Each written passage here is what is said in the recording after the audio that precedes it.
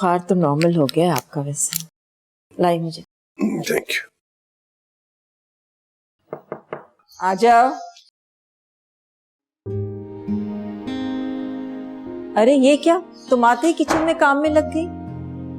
जी अम्मी, भाभी नहीं है तो अब ये मेरा ही फर्ज है।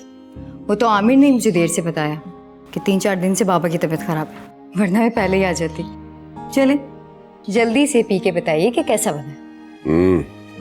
दिखने में तो अच्छा लग रहा है अभी। गुड, मजे का। बल्कि तुमने प्यार से बनाया ना तो बहुत ही मजे का हो गया।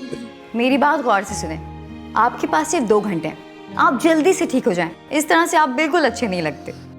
और नहीं तो क्या। लो भाई, मैं तो ठीक हो गया अभी से। देखा, मेरी बेटी ने आते ही मुझे कितनी जल्दी ठीक कर दिया। वैसे वाकई पहले से आप बेहतर लग रहे हैं। ठीक है, आप दोनों आराम करें, मैं शाम की चाय की तैयारी करती हूँ, फिर 2 घंटे बाद लॉन में मिलते हैं।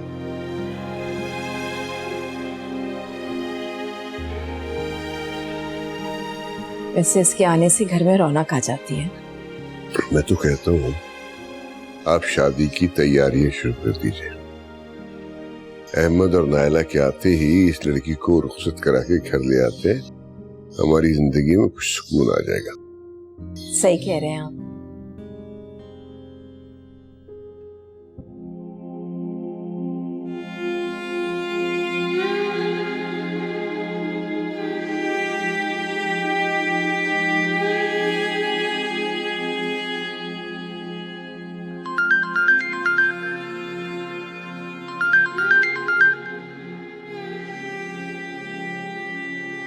हेलो।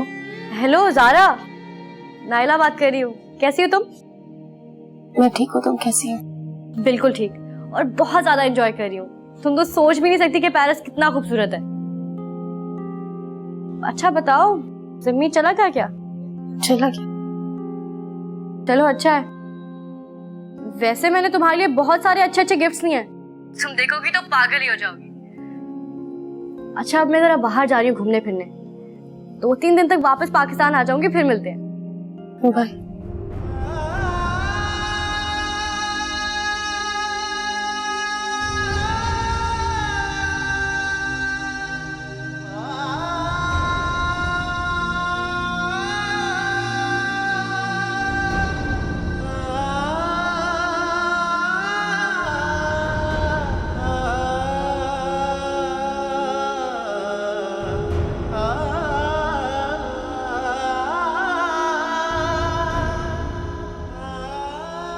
पेरिस का सफर अच्छा रहा है? बहुत अच्छा रहा। अबू ये मैं आपके लिए लाई हूँ। अरे बेटा, मुझे क्या जरूरत थी इन चीजों की। वाह, मेरा तो दिल चाह रहा था कि सब कुछ वहां से खरीद लूं। इतनी प्यारी चीजें थी अम्मी। और ये मैं आपके लिए लाई हूँ, ये दोनों आपके। अरे दिखाओ तो। ये बैग तो देखें। अल्लाह, वाह, ये तो बहुत कीमती लग रहा है। आपको तो पता है फिर मेरी चॉइस का।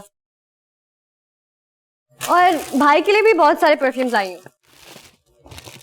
और ज़ारा के लिए? वो बैग देख रही हैं, सारा का सारा ज़ारा की चीजों से भरा हुआ है। बेटे अहमद को भी साथ लेते आती। जी अबू ले आती, लेकिन उनका ऑफिस जाना जरूरी था ना। ओह हाँ, माशाल्लाह, बहुत जिम्मेदार बच्चा है। अच्छा मेरी एक बात सुनो, 2-4 दिन तुम यहीं रुकोगी हमारे पास? नहीं अम्मी, मैं नहीं रह सकती यहाँ पे। आमिर की शादी की डेट फिक्स हो रही है आज, और वैसे भी मैंने बहुत ज्यादा तैयारियां करनी है। अरे तो नौकर काहे के लिए, वो करेंगे ना तैयारियां, तुमने क्यों करनी है?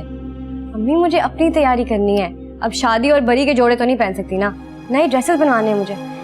और हाँ ज़ारा, तुम भी अच्छे से तैयार होकर आना फंक्शन से, बल्कि मैं तुम्हें खुद ही कुछ जोड़े भिजवा दूंगी, उनको ठीक करा के पहन लेना। मैं आप लोगों को फोटोज दिखाती हूँ। अरे चाय तो पी लो ठंडी। कुछ छोड़े ना अबू, ये देखो।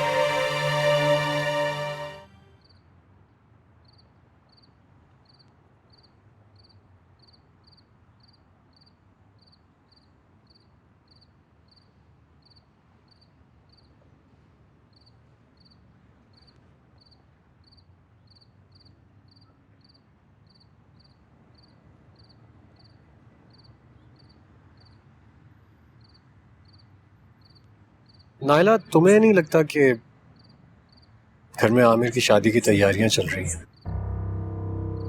अम्मी और पापा हर वक्त किसी न किसी तैयारी में मसरूफ होते हैं, तो तुम्हें भी कभी उनके पास जाकर बैठ जाना चाहिए। ऐसे ही उनसे पूछ लेना चाहिए, शायद उन्हें किसी चीज की जरूरत हो। आखिर तुम इस घर की बहू हो, तुम्हारी कुछ जिम्मेदारियां हैं। सॉरी, मैं ना ही ड्यूटियाँ ले सकती हूँ और ना ही दे सकती हूँ। और वैसे भी तुम्हारी अम्मी बाबा के साथ बैठकर समझ ही नहीं आती क्या बात करूँ। वही बातें जो तुम अपने अम्मी अब्बू के साथ करती थी। मैं अब्बू के साथ ज़्यादा फ्री ही नहीं थी और अम्मी के साथ ज़्यादा बात करने के लिए टाइम ही नहीं मिलता था। कॉलेज, यूनिवर्सिटी, फ्रेंड्स, पार्टीज, बस इसी में टाइम चला जाता था। हाँ, लेकिन शादी के बाद तो इंसान की जिंदगी में बहुत से चेंजेस आ जाते हैं। लेकिन मैं खुद को नहीं बदल सकती। मुझे कुछ पैसे चाहिए, बाजार जाना है, शादी की तैयारी करनी है।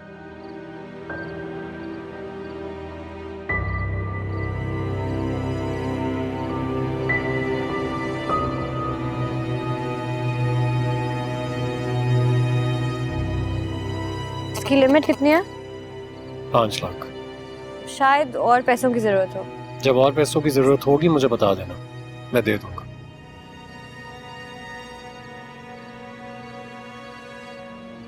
आमिर और किरण का हनीमून भी यकीनन तुम ही ने प्लान किया होगा। हाँ, किया है। क्यों नहीं करना चाहिए था क्या? मुझसे पूछ तो लेते, बीवी हूं तुम्हारी। नायला, तुम्हारा रवैया, तुम्हारी बातें ऐसी होती नहीं है कि तुमसे कोई बात की जाए।